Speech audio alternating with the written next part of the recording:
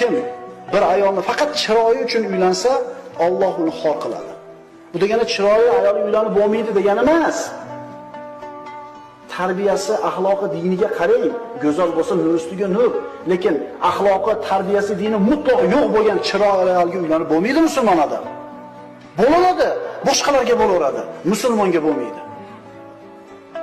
Va man tazawwaja limaliha afqarahulloh.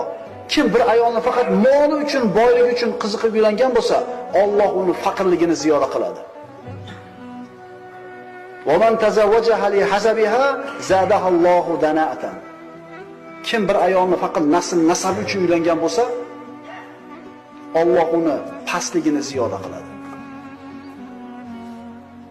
Falaka bidati din taribat yadak. Baraka topgin. Din egasini tanlagin.